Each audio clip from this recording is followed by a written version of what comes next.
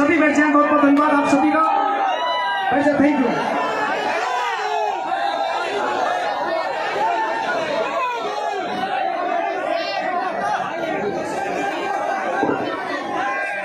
सभी बैठ जाए, सभी बैठ जाए।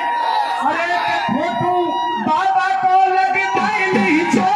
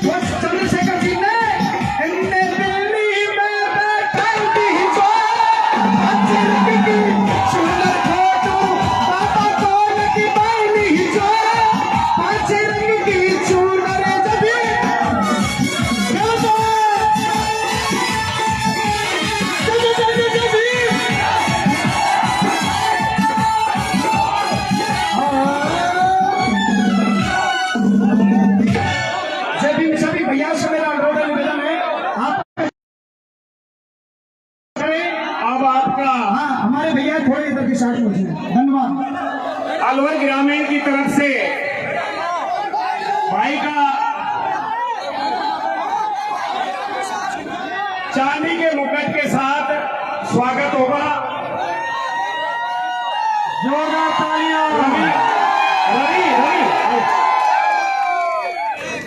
रवि विनोद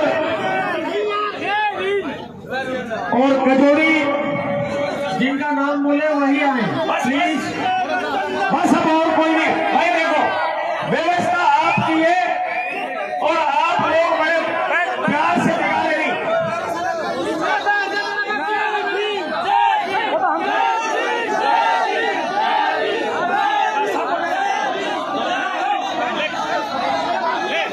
भाई लोगों शांति बनाए रखिए बिल्कुल। हेलो, शांति का ध्यान दें, शांति का। पुलिस कर्मचारी आपको समझाने में लगे हुए हैं, उनका सहयोग करें, वो आपकी व्यवस्था के लिए है और आप व्यवस्था को बनाए रखें। भाई चंद्रशेखर आजाद जी का स्वागत हो रहा है।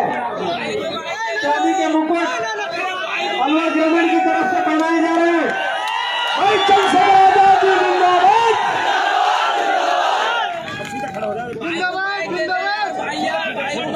भाई हमारे देवीराम जी का कहीं जहाँ पे हो माइक लेते हैं। देवीराम जी क्या कहीं माइक पर। भाई चंद्रशेखर आजाद जी संघर्ष करो, तुम्हारे साथ है। भाई चंद्रशेखर आजाद जी संघर्ष करो, तुम्हारे साथ है। जिंदाबाद जिंदाबाद जिंदाबाद जिंदाबाद। समाज पार्टी जिंदाबाद जिंदाबाद।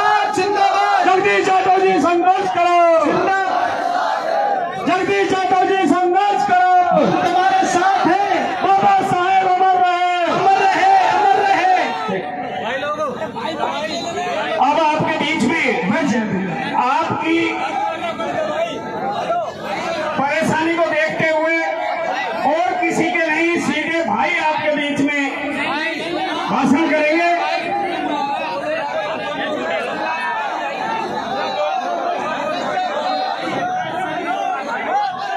एक बार जोरदार नारे लगाएंगे। बाबा साहब अमर रहे, बाबा साहब अमर रहे।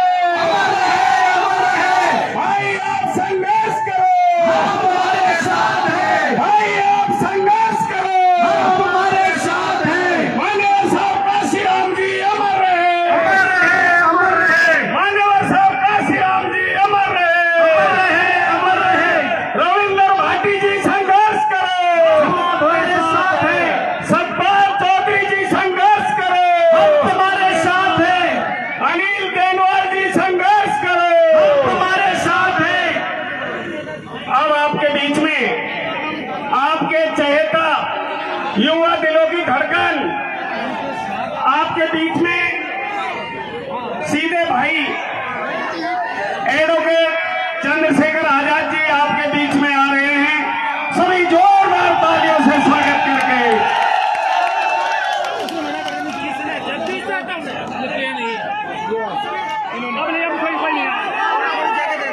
भैया सभी बैठ जाए। भैया देखो शोर ना करें, बैठ जाओ। जब तक आप लोग बैठोगे नहीं कोई बात नहीं होगी। जब आप लोग बैठ जाओगे तभी बात होगी।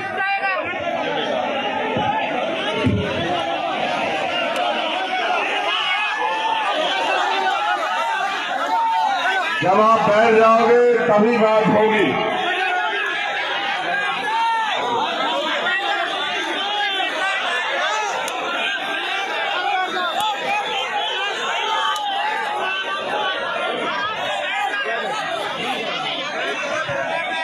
भैया इसको बंद कर दो, इंस्ट्रूमेंट खोल लो। मैं एक बार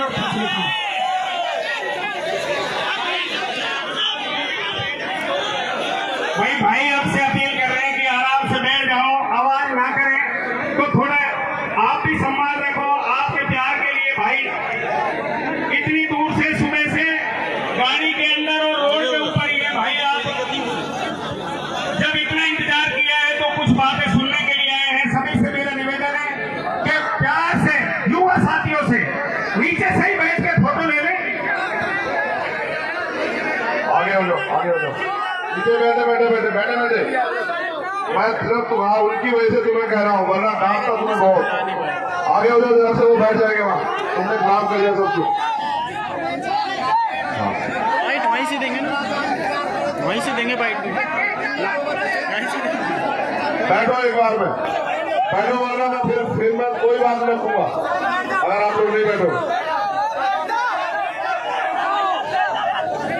आगे से डी बना लेना, वरना ये नौजवान बात नहीं रखने लगे। तुम लोग ये समाज के सम्मानित लोग दो बजे से बैठे, तुम लोग हमसे आगे ड्रामा कर रहे हो।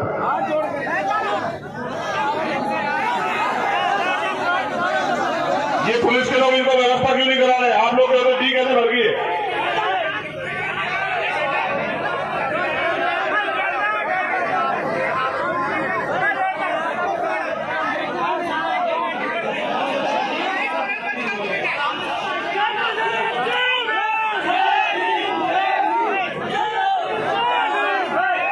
जय भीम।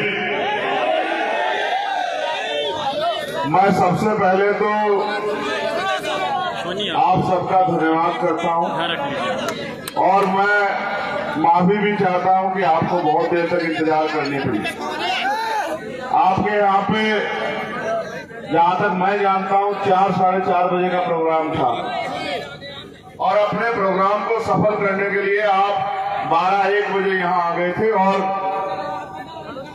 अब 10 बज रहे, 9 घंटे से आप लोग इंतजार कर रहे हैं। मुझे इस बात का बहुत दुख है, मैं माफी चाहता हूं आप लोगों से। लेकिन मैं भी आपसे बताना चाहता हूं कि आप प्यार इतना करते हैं, पूरे रास्ते पे लोग ही लोग थे। कोई गांव, कोई कस्बा, कोई सिटी ऐसी नहीं थी जहां से गाड़ी प्यार से निकल जाती, हाथ जोड़ जोड़ के गाड़ी यहां तक पहुंची। और वो भी तब जब रामगढ़ वालों का प्रोग्राम कैंसिल करना पड़ा, तब मैं आपके बीच में 10 बजे पहुंच पाया।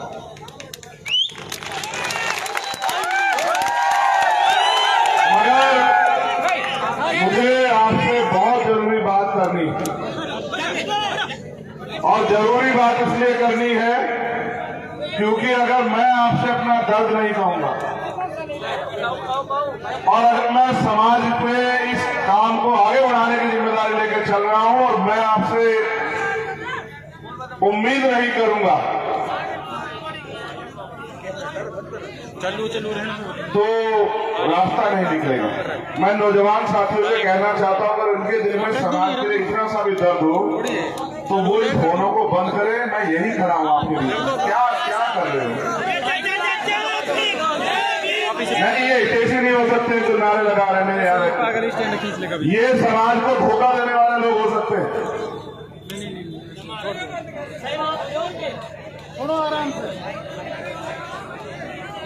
देखो, जिस समाज के युवा समाज की जीते जी लड़ाई नहीं लड़ते, वो जीते जी भी मरे हुए के समान होते हैं।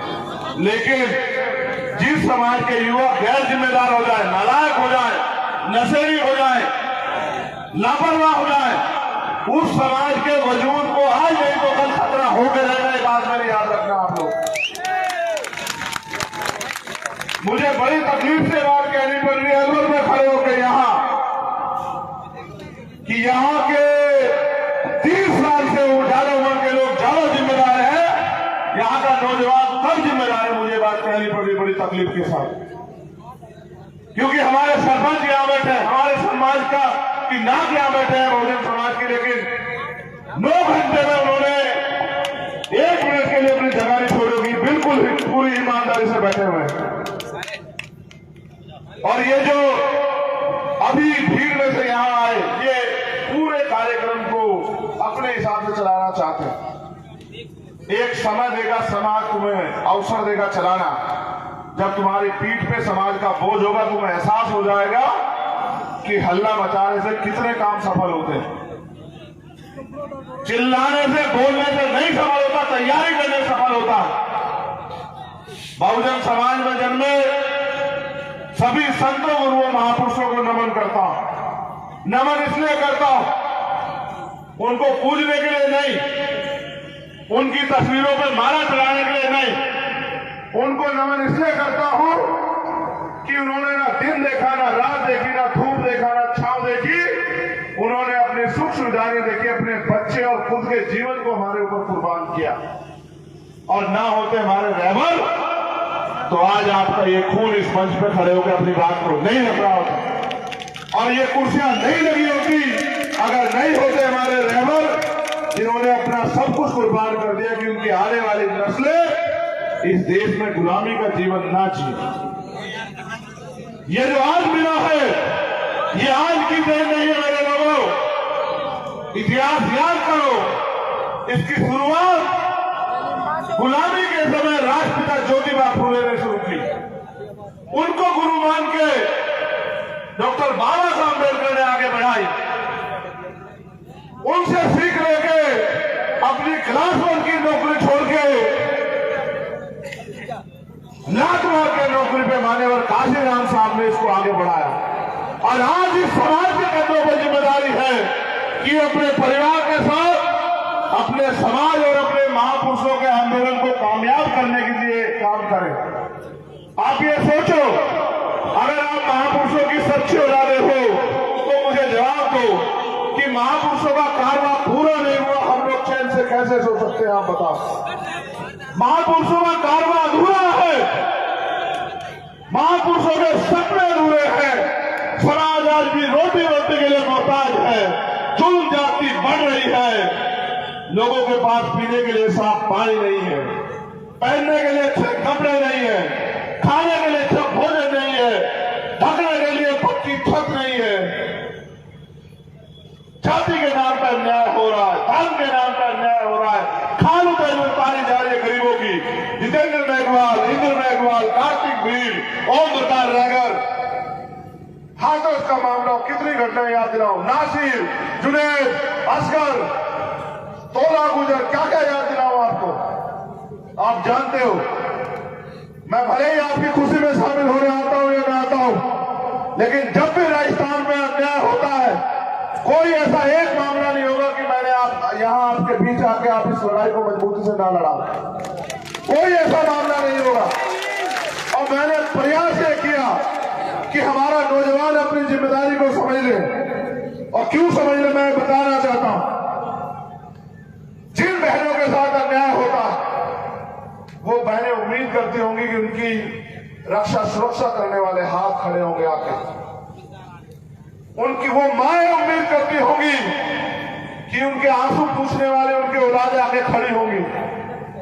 वो बुजुर्ग जिनकी पगड़ी उठाने जाती है, वो उम्मीद करते होंगे कि उनकी संतानें उनके इस अपमान का बदला उनको सम्मान का जीवन देके देंगी। लेकिन अगर नौजवान अपनी जिम्मेदारी को भूल जाए, जिस पिता का पुत्र कपूत हो जाए, वो पिता जीते जी भी मरे हुए के समान हो जाता है। आपके कंधों पर जिम्मेदारी है नौजवानों। क्या जिम्मेदारी है? सुनो, आज देश के संविधान को बर्बाद करने की, खत्म करने की तैयारी सरकारों ने कर ली। मैं अब राजस्थान की बात करूंगा। आप यहां सुबह से इंतजार कर रहे हो। आप समाज का मान हो, आप इस समाज के हक वंचित समाज के योद्धा, आपको समाज का नेतृत्व करना है। राजस्थान में पिछले 5 साल में हजारों आंदोलन हुए। हर आंदोलन में हमारे लोगों ने पूरी एनर्जी लगाई, लेकिन न्याय के नाम पे सिर्फ हमारे साथ मजाक हुआ। मैं सीएचए की भर्ती में आया, छोड़ो उत्तर प्रदेश में मैंने कितनी जेलें काटी, छोड़ो। सीएचए की भर्ती हुई, सीएचए का आंदोलन चल रहा था बच्चों का। मैं आया, यहाँ की सरकार ने 4 दिन मुझे जेल में भेज दिया। मैं हंसते हंसते चला गया, क्योंकि आप जानते हो कि कोई जेल मेरा हौसला नहीं दिखा सकती। मैं आपका खून हूं, कोई जेल मेरा रास्ता नहीं रोक सकती। मैंने आपसे लड़ना सीखा कि किस तरह से मुसीबतों में आपने हमें अपने पेट को भूखा रख के हमें पाला, उधार लेके अपनी टूटी हुई चप्पल पहन के उन फटे हुए कपड़ों में हमें पढ़ाया और हमें इस लायक बनाया कि हम इस समाज की लड़ाई लड़ सके। थर्ड ग्रेड टीचर जो है, उनके ट्रांसफर नहीं हुए, उनके आंदोलन को लड़ने में आया, सरकार ने रोक दिया। मैं जितेंद्र मेघवाल की जब मूछें रखने पर हत्या हुई, मैं आया, सरकार ने मुझे एयरपोर्ट पे बंद कर दिया। इंद्र मेघवाल को जब बंद की छूने पर हत्या हुई, मैं आया। ये ताली बजाने का विषय नहीं है।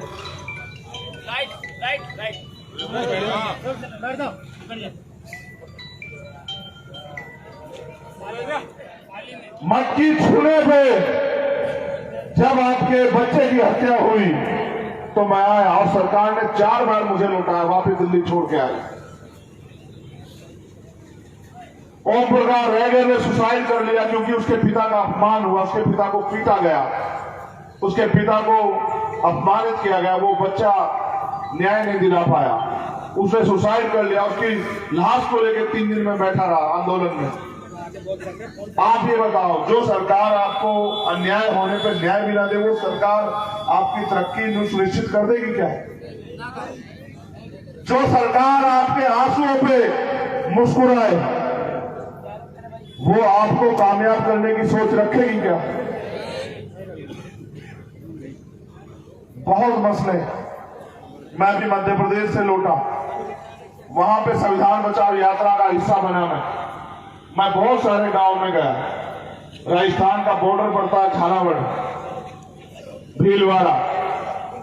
वहां मैं जब निकला, गांव का गांव सड़कों पे था, महिलाएं, बच्चे, बुजुर्ग, नौजवान, सब।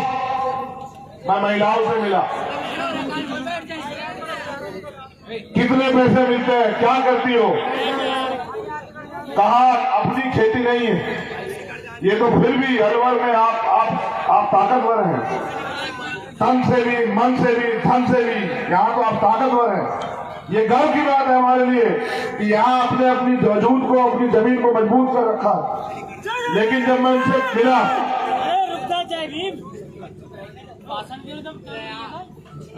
जब मैं मिला तो मैंने पूछा क्या करती हो, कहा कि दूसरों खेतों में काम करते हैं। हमने कहा क्या मिलता है, कि 150-200 रुपए। हमने पूछा घर चल जाता है क्या, तो कहा चलाना पड़ता है। और जब ये बात वो कह रही थी उनके आंसू टपक रहे थे। मैं नौजवानों से मिला,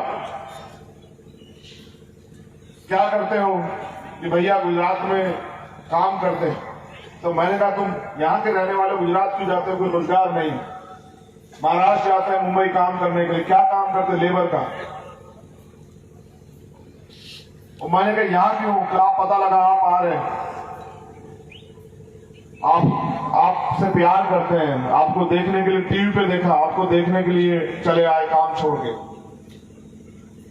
तो मैंने उनसे पूछा कि मुझसे क्या उम्मीद करते हो। तो उन्होंने जो मुझसे कहा वो बहुत मेरे लिए बड़ा भावुक पल था,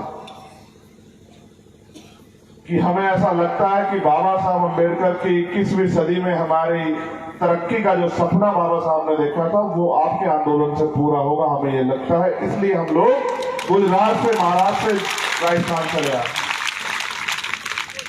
और ये सच भी है, पढ़े लिखे नौजवान बेरोजगार घूम रहे हैं, सरकार कहती है हम पे ठेका नहीं है। और ये मैं राजस्थान सरकार के लिए नहीं कह रहा, क्योंकि मैं तो देश में घूमता। मैं अगर आपसे दर्द बताऊंगा तो आप सुन नहीं पाओगे।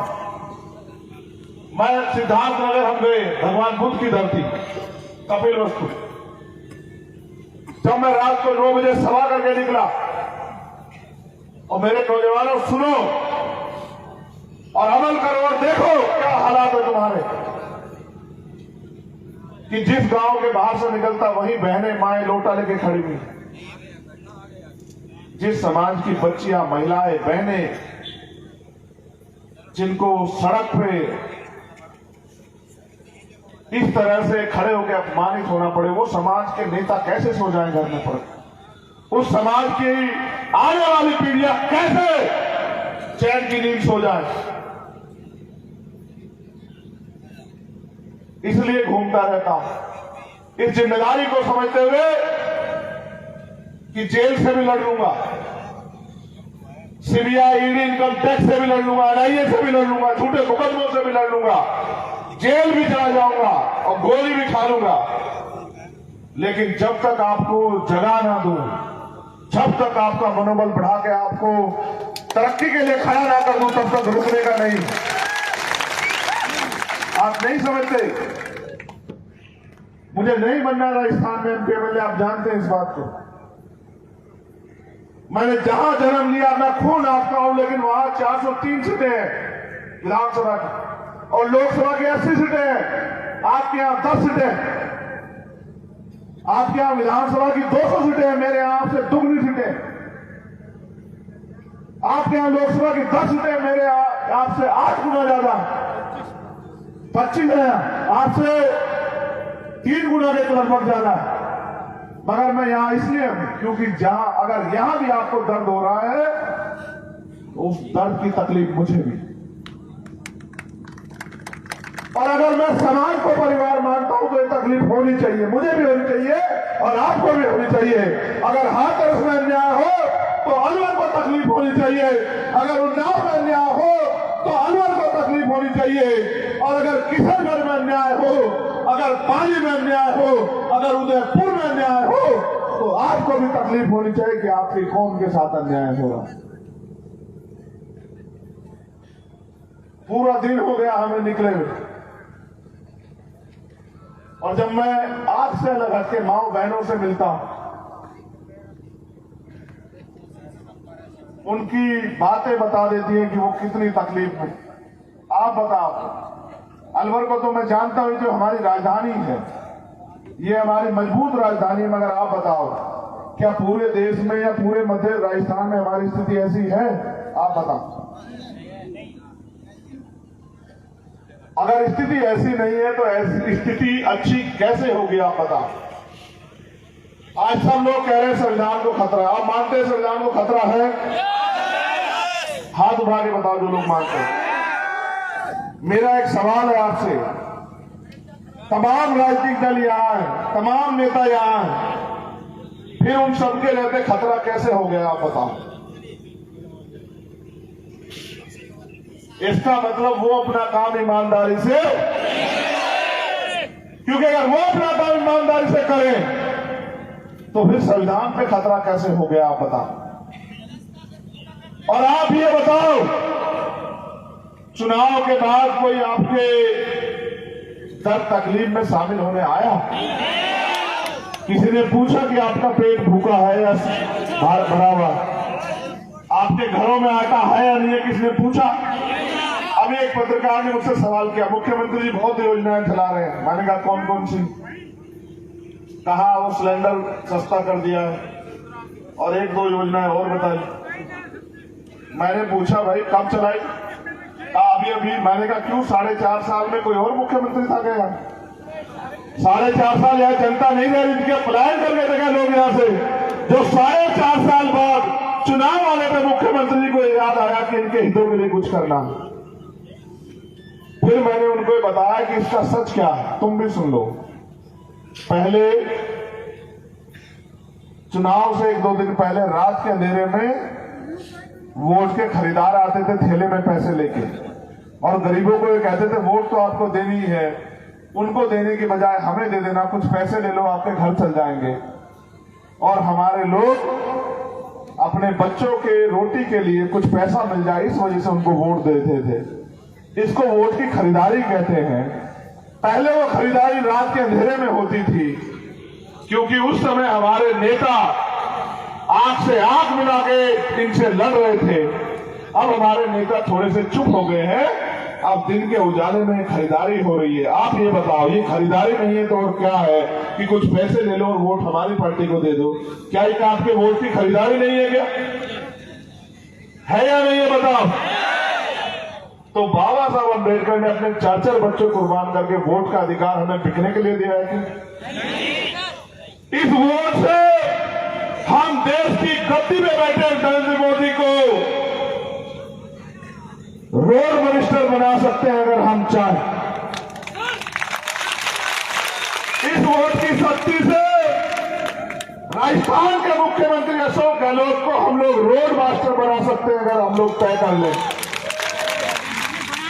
ये तो बात हुई रोड मास्टर बनाने की, लेकिन इस वोट की शक्ति से हम अपने बीच के व्यक्ति को इतना ताकतवर भी बना सकते हैं कि वो आपकी सारी पीड़ाएं हर ले, आपकी एक एक परेशानियों को खत्म कर दे। क्योंकि संख्या तो हमारे देश में बहुत है बहुजन समाज के लोगों की, लेकिन समस्या भी हमारी इतनी है और संख्या से हल नहीं होगा। हल होगा जब वोट की शक्ति बना के आप अपना राज स्थापित करोगे। मैं जब सतगुरु रविदास जी महाराज को पढ़ता हूँ, वो एक बात कहते हैं, मैंने पहले भी ये बात कही, आपसे जरूर कहनी है क्योंकि आपको नहीं कहूंगा तो मेरा दर्द कम नहीं होगा। सतगुरु जी ने कहा है कि रविदास मनुष्य कारी बसन्नु, रविदास मनुष्य कारी बसन्नु सुकर है कोई ठाव, एक सू स्वराज माही दूसर मरगट खाओ। मैं इसका हिंदी अर्थ बताता हूं। कारी बसन का मतलब है सुख सुविधाएं सम्मान का जीवन। सतगुरु जी ये कह रहे हैं कि सुख सुविधा और सम्मान का जीवन अगर चाहिए उसके 2 रास्ते हैं सुख शांति से जीने के। पहला, स्वराज कि अपना राज हो तो सुख शांति से जी सकते हैं, वरना मरघट गांव, जब हम शमशान चले जाएंगे तो सुख शांति आएगी, क्योंकि फिर नहीं पता क्या हो रहा है।